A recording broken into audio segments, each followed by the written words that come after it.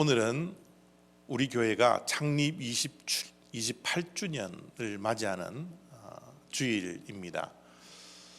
지난 세월들을 돌이켜 보면 조금 상투적인 말씀이 될 수도 있겠지만 감사뿐인 것 같습니다. 제가 우리 교회에 온 지가 21년이 되는 해이기도 합니다. 지난 21년의 세월을 돌이켜보면 때로는 속상할 일들도 많았습니다. 때로는 마음이 아픈 그런 기억들이 많이 있습니다. 그러나 그 수많은 세월 동안 고비마다 힘들고 어려울 때마다 하나님의 손길을 경험했죠. 하나님의 그 능하신 손, 따뜻한 손, 그 손길들을 경험했기 때문에 지금까지 오지 않았나 생각을 합니다. 하나님께서는 늘 우리 교회와 함께 해주셨습니다. 우리 성도님들과 늘 함께 해주셨습니다. 그래서 고비를 넘어 이제 28주년을 맞이하게 된 것이죠.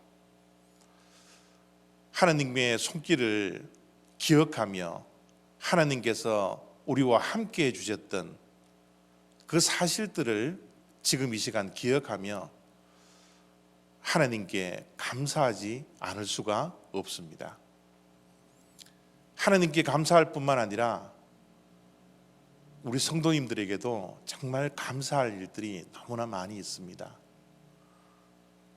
성도님들의 사랑과 헌신이 우리 교회가 창립 28주년을 맞이할 수 있게 한 것입니다.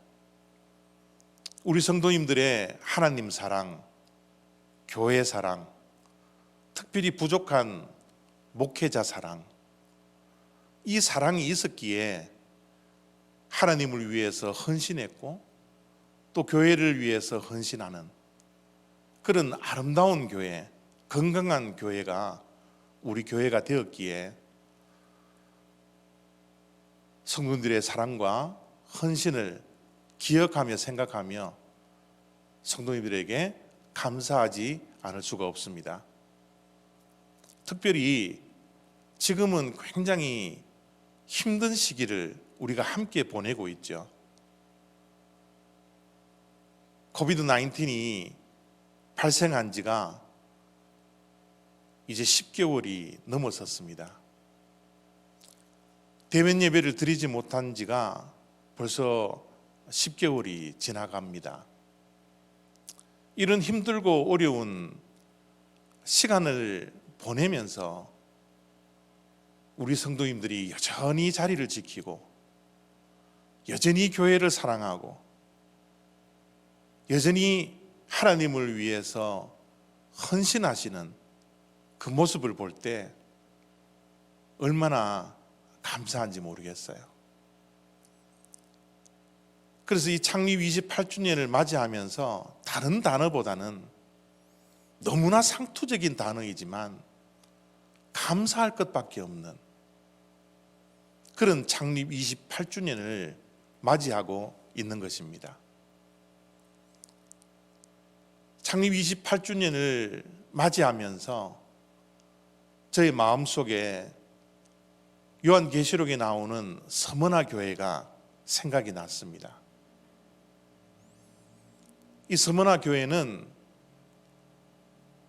소아시아 7교회 가운데 하나인 교회이죠.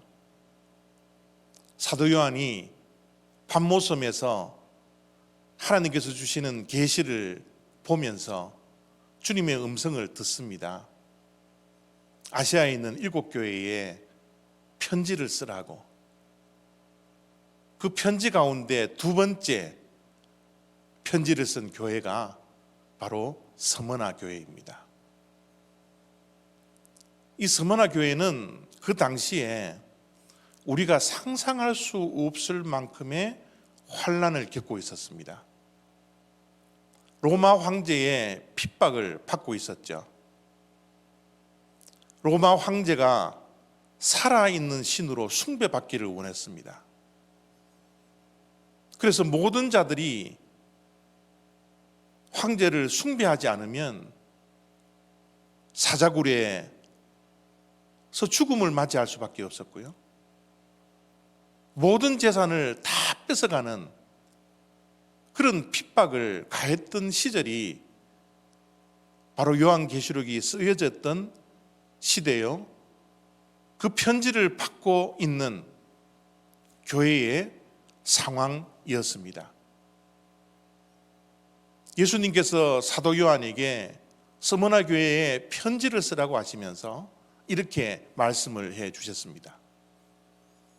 처음이며 마지막이요 죽었다가 살아나신 이가 이르시되 내가 내 환난과 궁핍을 알거니와 실상은 내가 부요한 자니라.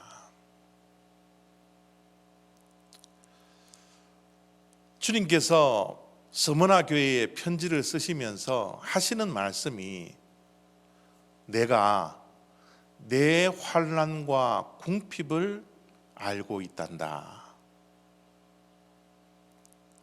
이 편지를 전해들은 환난 당하고 있는 궁핍 속에 있었던 스무나 교회의 성도들이 환난 가운데 얼마나 위로가 되었을까요? 힘들고 어려울 때 나의 상황과 처지를 누군가가 알아준다면 이거보다 더 큰 위로가 어디에 있겠습니까? 지금 스무나 교회는 극심한 환난과 로마 황제를 황제로 모시지 아니하고 우리에게는 오직 주님만이 우리의 주인 되심을 고백하며 그 믿음을 저버리지 않기 때문에 그 믿음으로 인하여서 환난을 당하고 사랑하는 사람들을 빼앗기고 극심한 가난 속에 처해 있는 그 상황 속에 있는 스무나 교회에게 너의 상황과 너의 처지를 내가 너무나 잘 알고 있단다 라는 주님의 음성을 들으면 이 말씀이 얼마나 위로가 되고 얼마나 큰 힘이 되었겠습니까? 지금 우리 교회의 상황도 코비드-19로 인해서 환난 아닌 환난을 지금 당하고 있지 않습니까? 핍박 아닌 핍박이 우리의 삶 속에 있지 않습니까? 궁핍과 가난이 우리들에게 있지 않나요? 그러는 가운데서 주님께서 우리들에게 전해주시는 하나님의 음성이 무엇입니까? 잘 알고 있단다. 너의 상황과 너의 처지, 너의 환난과 너의 궁핍 내가 너무나 잘 알고 있어. 이렇게 우리 올리브 교회 28주년을 맞이하는 교회의 등을 두드려 주시는 그 주님의 위로가 오늘 이 말씀 속에 우리 모두에게 있기를 원합니다. 주님께서 스무나 교회를 위로할 뿐만 아니라 칭찬을 하십니다. 어떤 칭찬을 하십니까? 내가 내 환난과 궁핍을 알거니와 실상은 내가 부요한 자니라.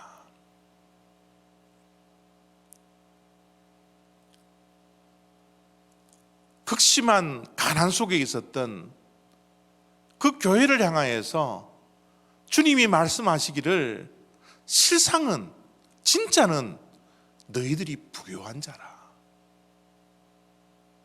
그렇게 칭찬을 하고 있는 겁니다. 여러분, 우리가 살아가는 동안 싫어하는 것들이 많이 있죠. 그 싫어하는 가운데 고난과 가난은 정말로 우리가 싫어하잖아요. 지금 스무나 교회가 당하는 환난이 그들이 당하는 가난이 우리가 싫어하는 모든 것들을 지금 다 경험하고 있는데, 그들을 향하여서 실상은 너희가 부요한 자라고 주님께서 말씀해 주시고 있는 겁니다. 이 부요함은 어떤 부요함입니까? 주님의 부요함의 기준은 물질의 부요함이 아니죠. 믿음의 부요함이에요.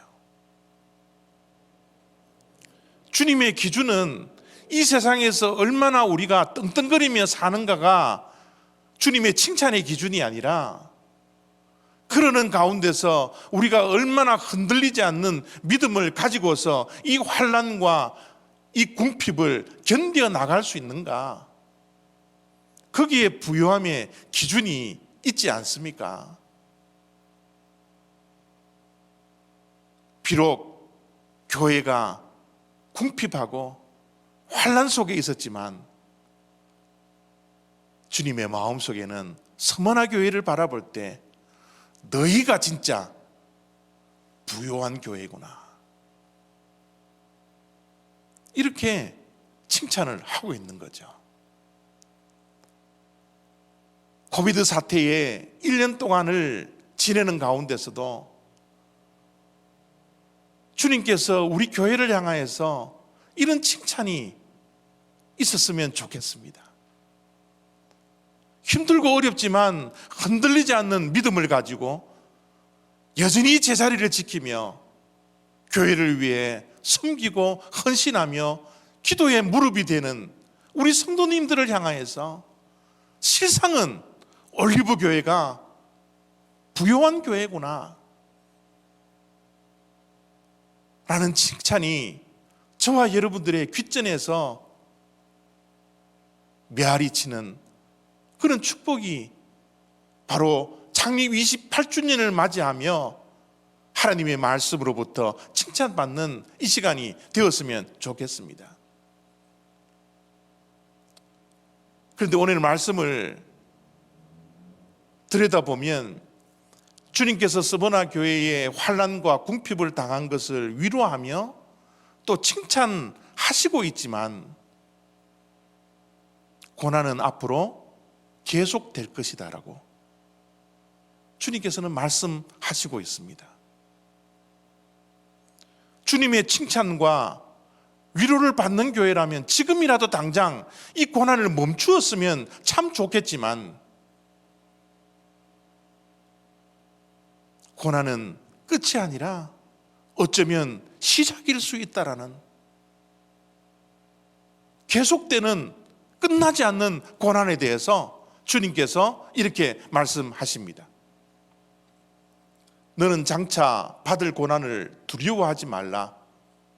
볼지어다 마귀가 장차 너희 가운데에서 몇 사람을 옥에 던져 시험을 받게 하리니 너희가 10일 동안 환난을 받으리라.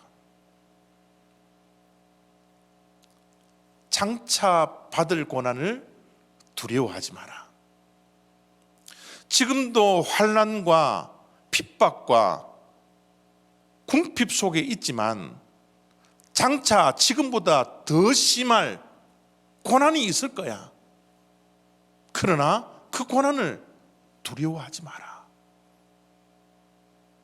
주님께서는 스버나 교회를 향하여서 이렇게 말씀하고 있는 것이죠.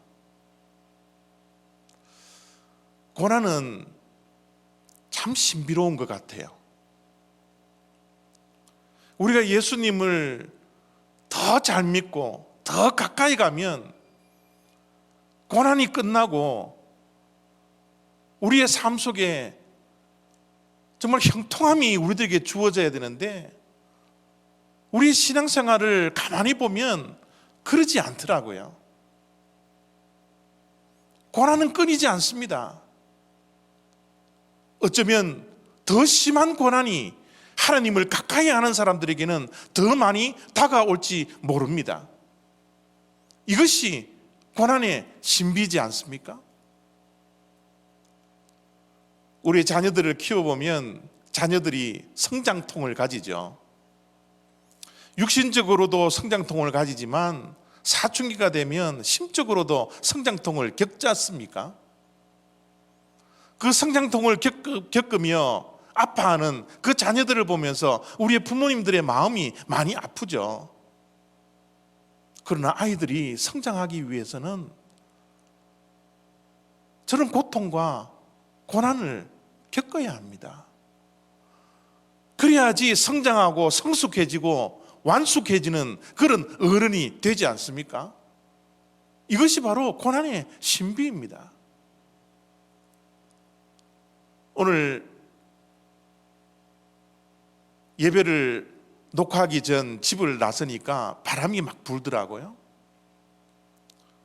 우리가 산들바람이 불면 기분이 좋지만 바람이 센 바람이 불면 우리는 상당히 기분이 좋지 않습니다.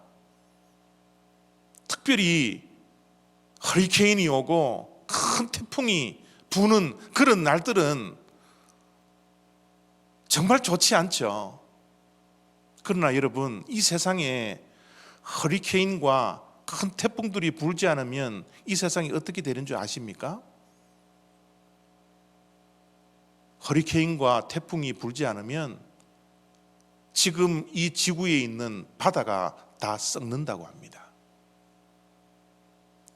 1년에 한두 번씩 허리케인이 불어서 그 큰 바다를 한번 뒤집어 놓아야지 그 바다가 썩지 않는다고 그래요. 이것이 고난의 신비입니다. 우리의 삶 가운데,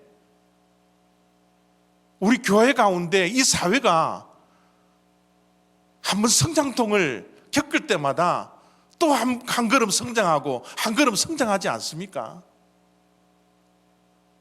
우리의 신앙도 마찬가지입니다. 교회도 마찬가지입니다. 하나님께서 고난을 허락하시는 이유가 바로 이런 이유가 있더라는 거죠. 이것이 바로 고난의 신비이지 않습니까?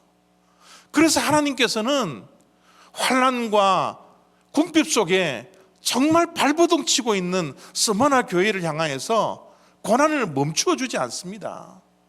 장차 받을 고난 속에서 그 고난을 두려워하지 말라고 주님께서는 말씀하고 있습니다. 주님의 이 마음 속에는 고난을 피해서 도망치지 말고 고난을 정면 돌파하라는 주님의 음성이지 않을까요? 우리의 삶 속에서도 얼마나 많은 고난이 있습니까? 교회에도 얼마나 많은 고난이 주어집니까? 그 고난을 어떻게 하면 피할까? 어떻게 하면 벗어날까? 어떻게 하면 도망칠까? 라는 것이 우리들의 고난을 향한 대응이 아니라 주님께서 우리들에게 말씀해 주시는 것, 고난을 정면 돌파하라는 이 음성을 오늘 이 시간 우리들이 들어야 할 주님의 마음이라는 겁니다.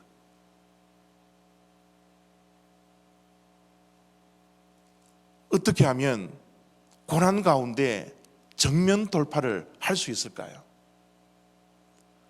오늘 10절 말씀을 보면 그 비밀들이, 정면 돌파할 수 있는 비결들이 두 가지가 나옵니다. 첫 번째는 무엇인가 하면요, 10절을 다시 한번 읽습니다. 너는 장차 받을 고난을 두려워하지 말라. 볼지어다 마귀가 장차 너희 가운데에서 몇 사람을 옥에 던져 시험을 받게 하리니 너희가 10일 동안 환난을 받으리라. 여러분, 환난과 고난은 영원하지 않습니다. 장차 서머나 교회가 받을 환난은 기간이 정해져 있다라는 것을 말씀합니다. 그 환난이 영원하지 않다라는 거예요. 환난은 반드시 끝이 있다라는 겁니다. 우리의 삶 속의 고난도 영원하지 않습니다. 지금 당하고 있는 수많은 어려움도 끝이 있다라는 것을 우리가 기억할 때 고난 가운데서도 정면 돌파할 수 있는 능력이 우리들에게 주어진다는 거죠. 모든 것에는 반드시 끝이 있습니다. 시작이 있으면 반드시 끝은 다가옵니다. 코비드가 시작되고 지금도 끝을 알 수 없는 어두움의 통로를 우리가 통과는 하고 있지만 반드시 끝은 옵니다. 스무나 교회가 당하는 환난이 극심했지만 장차 다가올 고난도 극심했지만 그 고난은 반드시 끝이 있기 때문에 고난을 두려워하지 말고 정면 돌파하라고 주님께서 스무나 교회를 향하여서 말씀하고 있는 것입니다. 인터넷에 보니까 이런 글이 있더라고요. 어둠도 그 끝이 있다. 그걸 모르면 평생 그 어둠 속에 갇힐 수도 있다. 우리가 정말 알아야 할 것은 어두움은 반드시 끝이 온다라는 겁니다. 밤은 영원하지 않습니다. 밤 뒤에 반드시 해가 떠 새벽이 우리들에게 다가온다라는 겁니다. 겨울이 영원하지 않습니다. 겨울은 반드시 끝이 옵니다. 고난도 반드시 끝이 온다라는 것. 그래서 고난 속에 갇혀져 있지 않고 고난을 뚫고 돌파하라고, 두려워하지 말라고 주님께서는 말씀해 주시고 있는 겁니다. 또한 어떻게 고난 가운데 정면 돌파를 할 수 있습니까? 10절 말씀에 또 이런 말씀이 있습니다. 내가 죽도록 충성하라. 그리하면 내가 생명의 관을 내게 주리라. 어떻게 고난을 돌파하라고 말씀하고 있습니까? 죽도록 충성하라. 죽도록 충성할 때 고난 속에 갇혀져 있는 것이 아니라 고난을 돌파할 수 있습니다 라고 말씀하고 있는 것이죠. 이 충성이라는 영어 단어가 faithfulness입니다. 이 faithful은 faith, 믿음과 full, 충만하다라는 것이 합쳐져 있는 합성어입니다.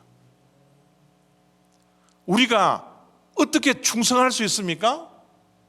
믿음이 가득 차 있을 때, 주님에 대한 믿음 때문에 힘들고 어려운 가운데서도 우리가 죽도록 충성할 수 있게 되는 것이죠. 어떻게 고난을 돌파할 수 있습니까? 우리의 심령 속에 우리 믿음이 가득 차 있을 때 우리는 믿음으로, 충만한 믿음으로 고난을 정면 돌파할 수 있다는 겁니다. faithful이라는 이 단어는 우리 한국어로 신실함이라는 단어로 번역되기도 합니다. 충성은 신실한 자들이 할 수 있습니다. 신실한 자만이 할 수 있습니다. 이 신실함은 다른 뜻이 아니라 변함없다라는 뜻이에요. 하나님은 신실하신 분입니다. 그 하나님은 우리를 사랑하시는 것이 변함이 없습니다. 그래서 우리는 하나님을 신실하신 분이라고 이야기를 합니다. 하나님은 약속하시되 그 말씀을 다 이루시는 변함없으신 분이십니다. 그래서 우리는 하나님을 신실하신 분이라고 말씀을 하고 있는 것이죠. 신실한 자, 변함없는 자가 고난과 역경 속에서도 충성할 수 있다는 거예요. 여전히 그 자리를 지키고 있는 그 자들이 고난을 돌파할 수 있다는 겁니다. 어떠한 폭풍우와 어떠한 궁핍과 어떠한 가난과 어떠한 환난과 어떠한 고난이 닥치더라도 변함없이 여전히 그 자리를 지킬 수 있는 그 분들로 인하여서, 그런 신실하신 분들을 통하여서 고난을 돌파할 수 있다라는 거죠.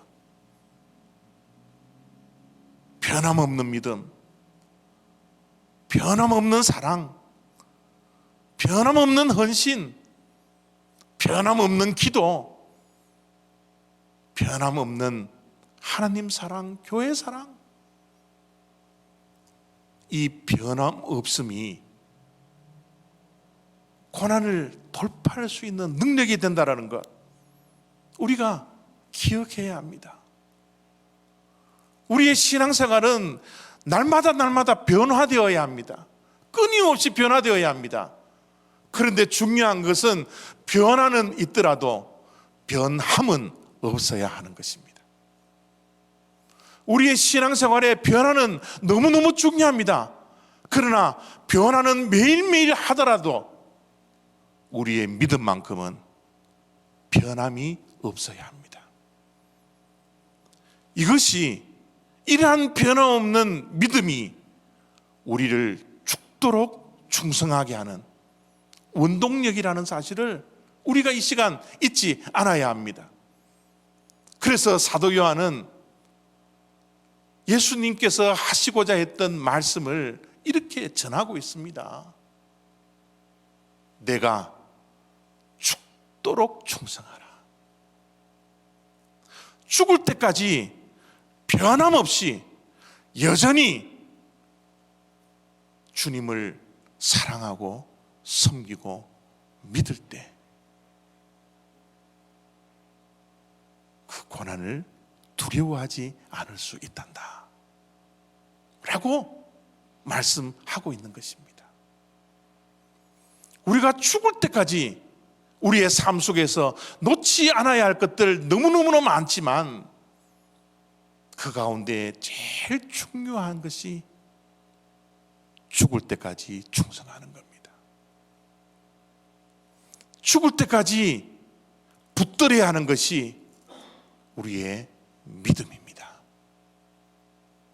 이 신실한 믿음을 가지고서 우리 올리브 교회가 30주년을 맞이하고 40주년을 맞이하고 50주년을 맞이하고 주님이 부르시는 그날까지